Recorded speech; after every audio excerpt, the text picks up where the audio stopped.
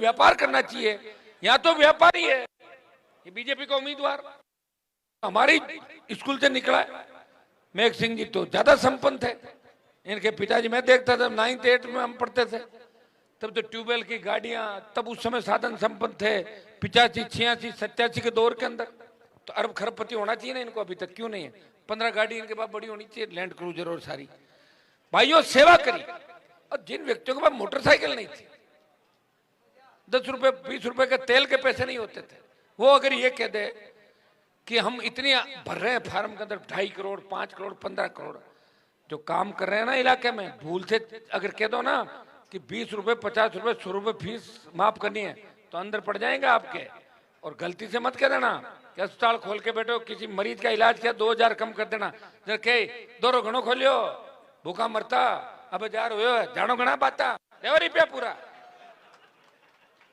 और एक मैं हूं, नारायण है, कोई कह दे कि फीस 5 लाख है, फोन लगा हॉस्पिटल वाले को, अरे 2 लाख कर इसकी, जी कर दी कि साहब 2 लाख ही कौन भेजे, तू तो एक तो 50,000 दे निकल, बाकी उधार, बाकी वो दे तो मत दे तो मत दे।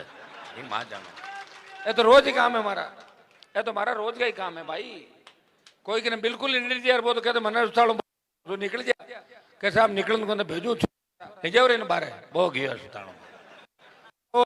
मारे कहीं करना यार, मैंने थोड़ी मतलब मैं तो था मतलब है जो मुझे काम बताएगा मुझे उसका ध्यान रखना।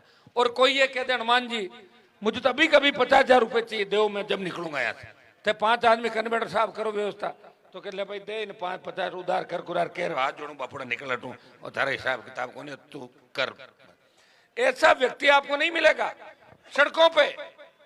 1998 से लेकर अभी तक 2003 से लेकर 23 तक अगर कोई दुर्घटना हो गई, कोई अपराध घटित हुआ, अगर कहीं बदमाशी हुई और आप बॉडी लेके बैठ गए और मुझे याद कर लिया तो समझो 5-50 लाख लेके ही उठे, फ्री में किसी को नहीं जाने दिया, उसको राहत दिलाई और आर्थिक सहायता दिलाई और सरकार को झुकाया और घर से व्यवस्था करी। भाई ये मैंने ही परंपरा चालू करी राजस्थान में।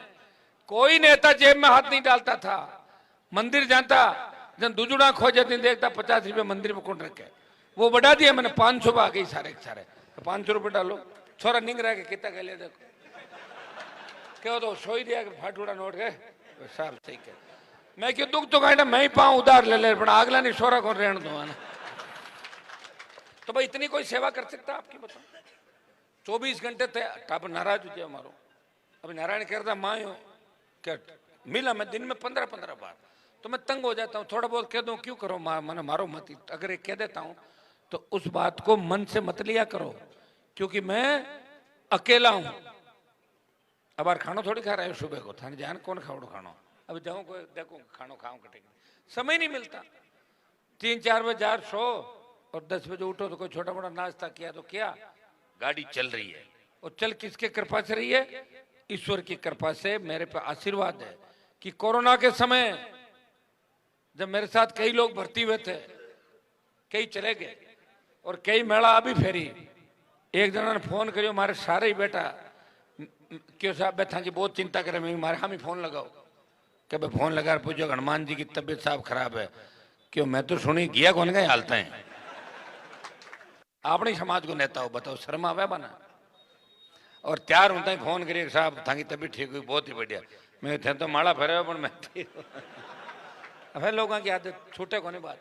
मैं तो कभी ये नहीं चाहता कि विरोधी के घर में भी नुकसान हो, कभी गलत नहीं सोचा। विरोधियों ने भी अगर मेरे से मदद मांगी, मदद कर दी मैंने, क्योंकि मदद करने की आदत है। और जिस दिन ये मेरी आदत बदल गई उस दिन मैं किसी की मदद भी नहीं करूंगा। मदद इसलिए कर रहा हूं कि मुझे ये संस्कार मिले मेरे पिताजी से, मेरे परिवार से, मेरे लोगों से, मेरे रिश्तेदारों से, मेरे समर्थकों से, कि हमें हर व्यक्ति का ध्यान रखना है, हर समाज का ध्यान रखना है। 2003 से क्यों घूम रहा हूं सड़कों पे बताओ मुझे? 20 साल हो गए लड़ते झगड़ते हुए। ये गजेंद्र सिंह जी मंत्री बने हैं, ये तो मैं 3 में ही बन जाता। 98 में गजेंद्र सिंह जी जब बीजेपी के अंदर आए थे तो मैं तो बीजेपी का 2002 में आए थे, शायद 2002-03 में ज्वाइन किया, तो 98 से भारतीय जनता पार्टी के अंदर हूं। मुझे याद है मुझे पर्ची भेजते थे पीछे से कि हमारा भाषण पहले करवा देना। बता रहा हूं आपको, तो वक्त वक्त की बातें भाई। मुझे मंत्री नहीं बनना, वो तो कब बन जाऊं, अब बन जाऊं, आगे बन जाऊं।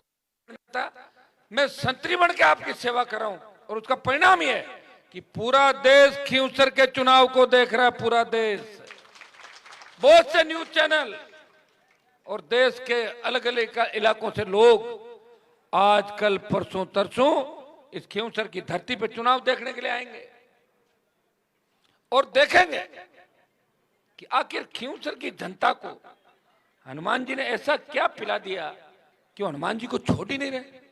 जीरो से शुरुआत हुई है, गहलोत की सरकार को हराया, खींवसर की जनता ने उनके भाई को जिता दिया। अब पत्नी मैदान के अंदर है और मोदी अमित शाह भजन लाल लेकर सारी भजन मंडली लगी हुई है, और फिर भी जीत की ओर। आखिर क्या है ये सच, क्या है ये सच? जानिए, ये आएगा कि आखिर ये क्या सच है कि प्रत्येक कौम, 36 कौम हनुमान बेनीवाल को अपने परिवार के रूप में क्यों देखती है और क्यों उनसे प्यार करती है। ये पूरा देश इस उपचुनाव के अंदर गांव गांव, ढाणी ढाणी आएगा। भाइयों, मैं आपको इतना ही विश्वास दिलाता हूं कि मैं चाहता हूं कि हमारे जिस तरह हम बाहर पढ़े लिखे विश्वविद्यालय के अंदर राजनीति करी, हम चाहते हैं कि आम किसान का बेटा, आम दलित का बेटा वो अच्छी स्कूल कॉलेज के अंदर पढ़े, अच्छी यूनिवर्सिटी में पढ़े, हमारी बेटियां आगे बढ़े। मुझे खुशी होती है आज जिस तरह महिला शक्तियां बैठी है, जिस तरह हमारी विमला जी ने भाषण दिया, बच्ची कोमल ने भाषण दिया,